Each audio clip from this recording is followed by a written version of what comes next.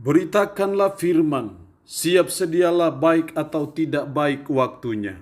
Shalom, puji Tuhan, berkat kemurahan Tuhan boleh menghantar kita ada lagi dalam renungan harian di hari ini. Firman Allah yang menjadi perenungan kita bersama di hari ini saya ambil dari Efesus pasal 4 ayat 31 sampai dengan ayatnya yang ke-32. Demikian firman-Nya ayat 31 sampai dengan 32, segala kepahitan, kegeraman, kemarahan, pertikaian dan fitnah hendaklah dibuang di antara kamu, demikian pula segala kejahatan.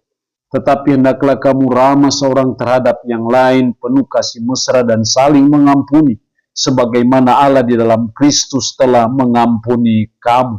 Demikian kebenaran firman-Nya hari ini yang mengajar kita, menasihati kita hidup penuh kasih mesra.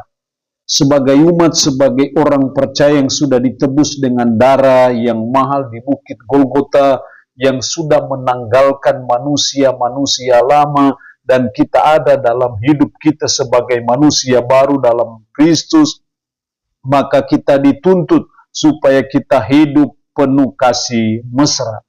Itu yang dikatakan oleh Paulus kepada jemaat yang ada di Efesus dalam ayat 32, tetapi hendaklah kamu ramah seorang terhadap yang lain, penuh kasih mesra. Penuh kasih mesra, itu artinya apa?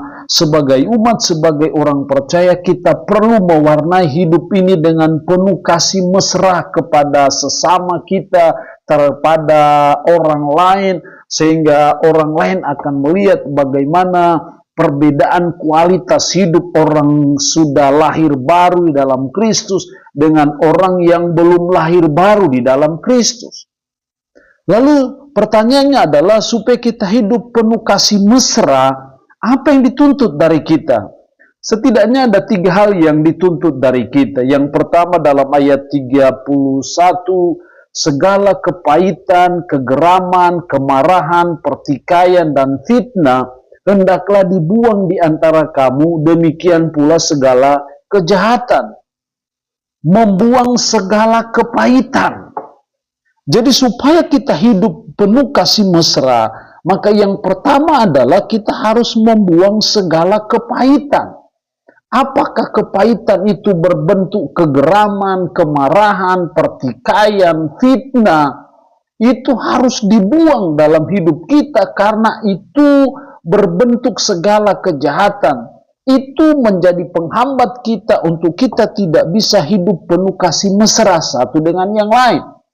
Tapi kalau kita mau hidup dengan penuh kasih mesra, maka kita harus membuang apa yang namanya segala kepahitan. Seringkali kita kepahitan dengan orang-orang lain, kepada orang tua mantu kita, sanak saudara kita, atau tetangga kita, atau orang-orang lain yang mungkin pernah berbuat hal yang menyakitkan hati kita, sehingga kita kepahitan. Bahkan ada anak-anak juga yang ada kepahitan dengan orang tuanya. Bagaimana kita bisa hidup penuh kasih mesra kalau kita masih hidup dengan segala kepahitan itu? Nah, karena itu supaya kita bisa hidup dengan penuh kasih mesra, mari kita membuang segala kepahitan itu. Karena ketika kita membuang segala kepahitan itu yang membuat kita bisa hidup dengan penuh kasih mesra. Yang kedua, supaya kita bisa hidup penuh kasih mesra, ayat 32 bagian A, tetapi hendaklah kamu ramah seorang terhadap yang lain. Hendaklah kamu ramah seorang terhadap yang lain. Jadi hal yang kedua, supaya kita bisa hidup penuh kasih mesra, kita dituntut ramah terhadap orang lain. Yang namanya ramah itu artinya bahwa kita harus memperlakukan orang lain itu dengan baik. Jangan dengan kasar, jangan berbuat hal yang menyakitkan mereka. Karena kalau itu yang kita buat, maka itu namanya kita tidak lagi hidup dengan penuh kasih mesra. Tapi kalau kita selalu berusaha ramah seorang terhadap yang lain, selalu memperlakukan orang lain sesama kita dengan baik, maka itu tandanya bahwa kita sudah hidup penuh kasih mesra. Jadi hal yang kedua yang dituntut dari kita untuk bisa hidup penuh dengan kasih mesra adalah mari kita ramah terhadap orang lain. Jangan kasar terhadap orang lain.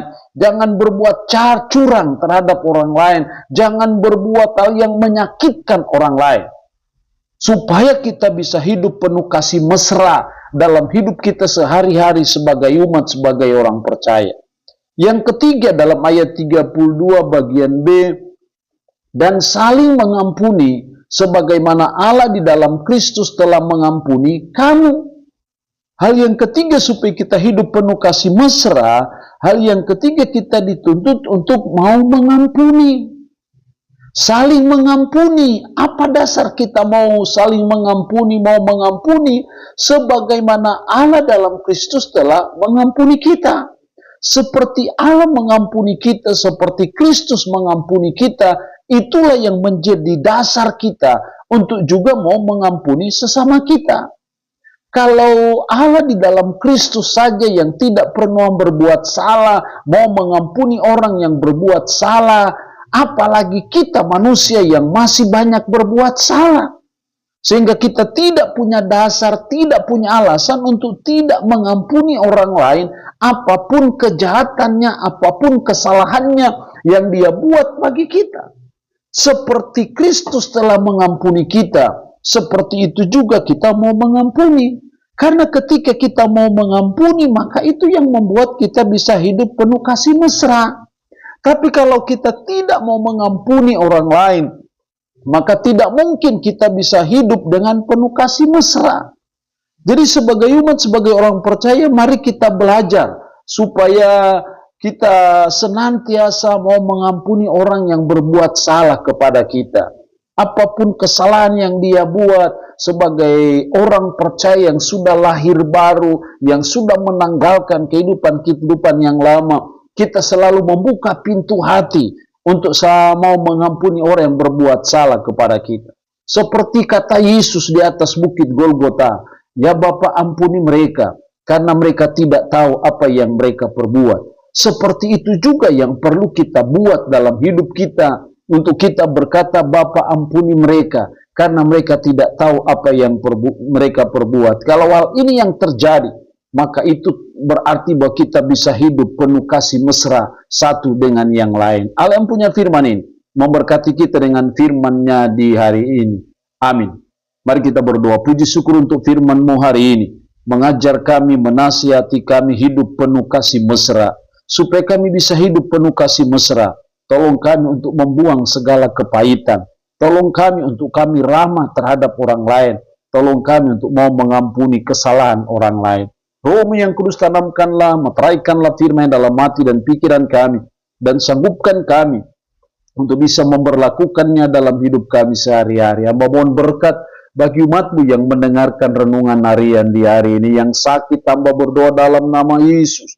Tuhan lawat, Tuhan jamah, Tuhan sembuhkan dari sakit penyakit yang diderita. Terpuji-pujilah nama-Mu. Dalam nama Tuhan Yesus Kristus kami berdoa. Amin. Shalom. Tuhan Yesus memberkati kita dengan firman-Nya di hari ini.